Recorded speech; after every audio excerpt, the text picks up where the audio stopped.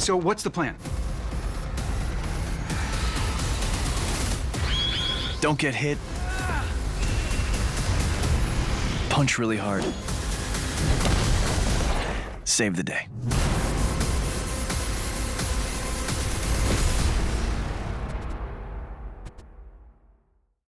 Come on. Wait, where are we going? Me and Jim Krieg came up with 10 movies that would interconnect with each other and work into the final movies to be Crisis on Infinite Earths. Knowing that, we reverse engineered it all the way back to Superman Man of Tomorrow. I'm Clark Kent, Daily Planet. They're all designed to create enough characters and worlds and settings so that when we got to Crisis, all of those things were established. Throughout that, we were seeding little ideas of either Flash being able to move between dimensions or timelines. This is the multiverse theory. You're not making this up, right? Easter eggs within the shows here and there that we would come back to by the time we get to Crisis. It was building towards something, and we were designing the assets to use them again at the end. This stuff was all being built for the big finale. My name is Kal-El of Krypton, and I come in peace. Man of Tomorrow was the concept of a much more classic view from Superman in the comics specifically. Metropolis being a world of tomorrow, back when Superman was created. Man of Tomorrow, it's a Superman origin, and it's very sweet. I'm winning a Pulitzer for my revelatory takedown of the alien who calls himself the Superman. He doesn't call himself that. Tim Sheridan did a great job. His take on Clark Kent worked perfectly with our universe. Well, I mean, I'm not a reporter. Not yet, anyway. But we also knew that there had to be things in there that were going to pay off many movies later. And that's why Martian Manhunter is there. I thought Martians only existed in the movies. Those movies are terrible. And the same with Lobo. It's ass-whooping time. Lobo's a lot of fun, but we're gonna see him again. Hell yeah! Something you say to keep the bounty high. If you're following these movies, you've already seen him again. It's very good for setting up both the stakes and the world that we're sitting in throughout the series.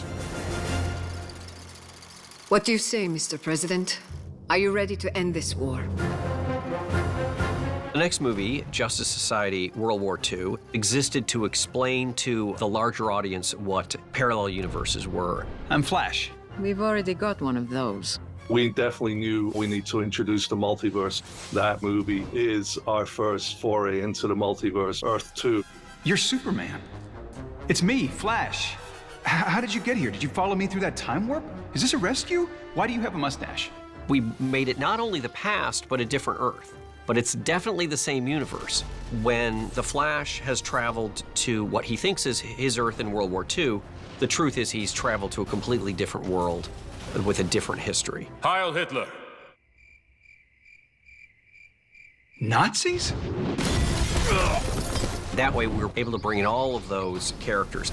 It was super important that we not just give that away immediately, but also that we build towards that idea of, wait a minute, he's not just moving through time, he's moving through Earths, which is kind of the first seed to the idea of Crisis.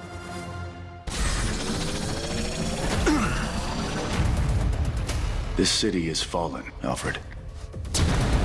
Then we must endeavor to lift it up again. We knew we wanted to do Long Halloween. Trick or treat. And knowing that we had this many movies to play with, that seemed like a good place to be sure that we would be able to do it and make it a two-parter because it's such a long story. It would have been a shame to cut it down to one movie. Tell me this never has to end. But it does fit into the Tomorrowverse, as the fans call it. It fits, doesn't it? In that we introduce characters from the Justice League. It's for you, sir. That is another thread that is yet to pay off, but we will see how all these characters came together and how the Justice League was formed eventually in a really surprising and interesting way. But you haven't even heard the punchline. It goes like this. In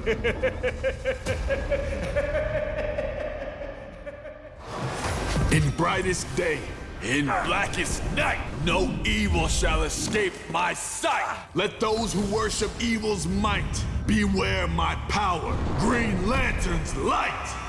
We always knew we were doing a Green Lantern film. It was going to be John Stewart, but it was going to fit in with where we needed to go. Green Lantern John Stewart. Stop calling me that. This is the link that we need to continue past Green Lantern towards the rest of the story. Let's go. Green Lantern set up a lot of the idea of war and lots of consequences, just not individual like the first few did. Okay, everyone take a moment and remember our manners. Oh, crap. The Zeta beams are so crucial to getting our characters onto Warworld, which then builds towards Crisis. You think it's just an idea that turned Adam Strange on its head. It was a Zeta beam. They seem attracted to me. I don't know why. But in fact, we will see Adam Strange again, and we will require this Zeta beam technology. Those items that we drop in are important later on. Now Sardath has re-engineered the Zeta beam into a weapon of total destruction. A planet destroyer. In the same way, we had to see Adam Strange in Green Lantern to establish all those characters who we're also going to see again. You're not Superman. I'm Supergirl. Remember the name, 'cause you're... We definitely needed a Supergirl story. Find your cousin and know that I will always love you, Kara. We decided it should be a Legion of Superheroes story. Think of them as the future's Justice League. It was a way to introduce her to the audience. And at first, you know, she's not likable. She's bratty. Your cousin is a problem. But we figured this is the film that we have to build so people fall in love with her. But in order for that end to be emotionally impactful, we have to spend time with Supergirl.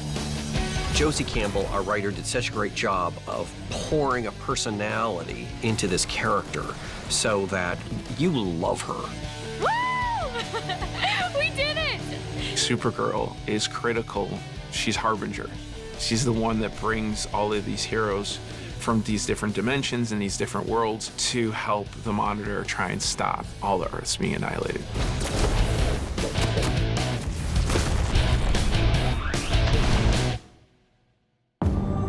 Don't get a lot of strangers passing through. Certainly not pretty ones like you. How did you... I don't know, but this feels familiar. Get in. The idea of Warworld was that it was to be a red herring. Anyone acting odd may not be who they say they are, man. What we wanted to do was say, something is coming, and then when they say, oh, it's Warworld, they're gonna think that's the big reveal, and that's gonna be the ultimate end of this series. Spoiler alert. And it's a trick. Treachery.